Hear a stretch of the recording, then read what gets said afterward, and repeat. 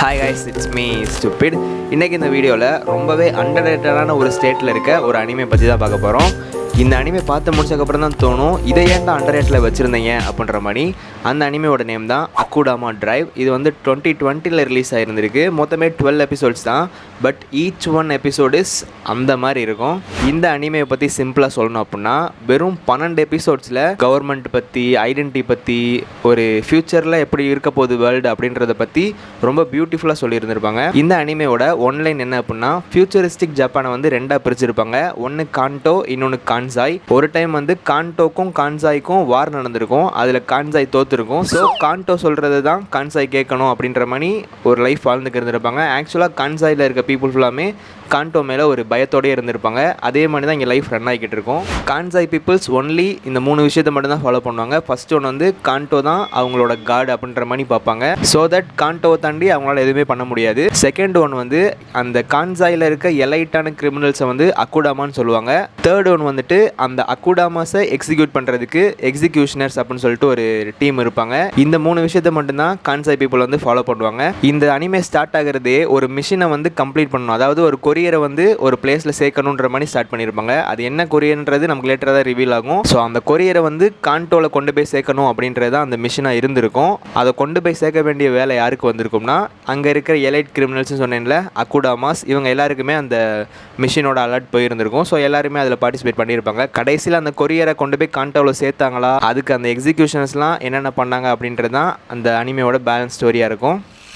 இந்த அனிமையோட ஸ்டோரி மட்டும் இல்லை, அனிமையில் இருக்க ஒவ்வொரு எபிசோடுமே ரொம்ப இன்ட்ரெஸ்டிங்காக இருக்கும். எக்ஸாம்பிள் சொல்லணும்னா, ஃபஸ்ட் எபிசோட் பார்த்தனாலே உங்களுக்கு நீங்கள் வந்து கத்ரோட்னு ஒரு கேரக்டர் சொல்லியிருப்பாங்க.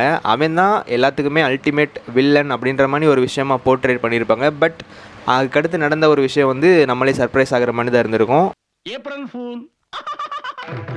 நெக்ஸ்ட் ஒன் வந்து இந்த அனிமையோட ஒவ்வொரு எபிசோடுமே ஒவ்வொரு ஐகானிக் மூவியோட நேமில் தான் இருக்கும். இப்போ எக்ஸாம்பிளுக்கு பார்த்தீங்கன்னா, ஃபஸ்ட் எபிசோட நேம் வந்து 7. இது வந்து எதுலேருந்து இன்ஸ்பயர் ஆகிருப்பாங்கன்னா, டேவிட் ஃபின்ச்சரோட மூவியான 7லேருந்து இன்ஸ்பயர் பண்ணியிருப்பாங்க. ஈவன் அந்த மூவியோட நேம் மட்டும் இங்கே வந்து இன்ஸ்பயர் ஆகி வச்சுருக்க மாட்டாங்க.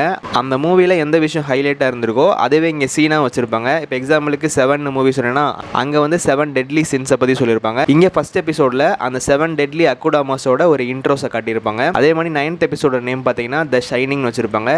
ஆப்வியஸ்லி இது இன்ஸ்பயர் பண்ணது வந்து கூப்ரிக்கோட மூவியான த ஷைனிங்டு. அந்த கூப்ரிக் மூவியில் வந்து ஒரு பாத்ரூமில் ஒரு கில் பண்ணுற சீன் வந்திருக்கும். அந்த டோரெல்லாம் உடச்சிட்டு போய் கொலை பண்ணுற சீன் வந்திருக்கும். அதே மாதிரி இந்த அனிமேலையுமே கத்ரோடுன்னு சொல்லிட்டு ஒரு சீரியல் கில்லர் இருந்திருப்பான். அவனுமே பாத்ரூமில் இருக்க டோரை பிரேக் பண்ணிட்டு உள்ளே இருக்க ஒரு பர்சனை கொல்ல போகிற மாதிரி ஒரு சீன் காமிச்சிருப்பாங்க. Every Akudama represents Japanese crime architect. First one வந்து கொரியரு.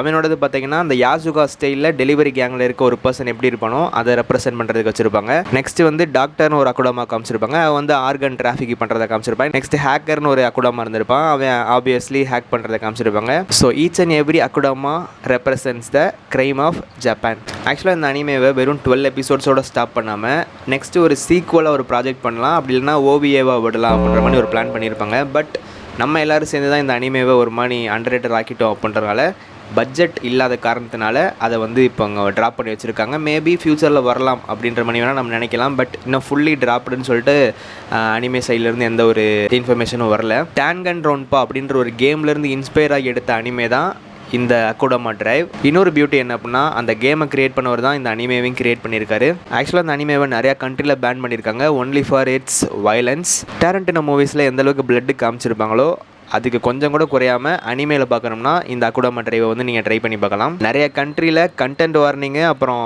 சென்சார்ஷிப் நிறைய பண்ணி தான் இந்த அனிமேவை ரிலீஸ் பண்ணியிருக்காங்க. இந்த அனிமையை பொறுத்தளவுக்கு நம்ம வந்து ஒரு டிசிஷனுக்குள்ளேயே வர முடியாது. ஏன்னா ஸ்டார்டிங்கில் நல்லவங்களாக இருக்கவங்க மிடில் வந்து கெட்டவங்களாக மாறலாம், திடீர்னு கெட்டவங்களாக காமிச்சவங்க நல்லவங்களாக மாறலாம். ஸோ கடைசியில் தான் நம்ம ஓகே இதுதான் நடந்திருக்கு அப்படின்றத நம்ம சொல்லலாம். ஆக்சுவலாக இந்த அக்குடாமா டிரைவ் அனிமேல யாருமே தன்னோட ரியல் செல்ஃபை வந்து வெளியே சொல்லியிருக்க மாட்டாங்க. எல்லாருக்குமே வந்து ஒரு நிக் நேம் அப்படின்ற மாதிரி தான் இருக்கும். ஈவன் இது வந்து நார்மல் பீப்புளாக இருக்கிறவங்களுக்கும் இருந்திருக்கும், அப்புறம் அக்குடாமாஸாக இருக்கிறவங்களுக்கும் இருந்திருக்கும், எக்ஸிக்யூஷனாக இருக்கிறவங்களுக்கும் இருந்திருக்கும். ஸ்டார்டிங்கில் ஒரு கேர்ள் கேரக்டர் காமிச்சிருப்பாங்க. ஆக்சுவலாக அது அக்குடாமாவே இருந்திருக்காது. அவளை எப்படி ஐடென்டிஃபை பண்ணுவாங்கன்னா, ஆர்டினரி பர்சன் தான் கடைசி வரை ஐடென்டிஃபை பண்ணியிருப்பாங்க. லேட்டராக வந்து அவள் அக்குடாமாவை மாறுவா. ஸோ கடைசி வரை அவங்களோட பேரை வந்து ரிவீல் பண்ணியிருக்க மாட்டாங்க. அதே மாதிரி இதில் ஃபைட் சீன்ஸ்லாம் மிரட்டி விட்டுருப்பாங்க. ஒரு மாஸ்டர் எக்ஸிக்யூஷனரோட இந்த அக்குடாமாஸ்லாம் ஃபைட் பண்ணுவாங்க. அந்த ஃபைட் வந்து உண்மையிலே நல்லாயிருக்கும். ஃப்ரீயாக இருந்தீங்க அப்படின்னா ட்ரை பண்ணி பாருங்கள். அண்ட் தேங்க்ஸ் டு தேவ Balaji who suggested me this anime. I'll see you in the next video. Until then, peace.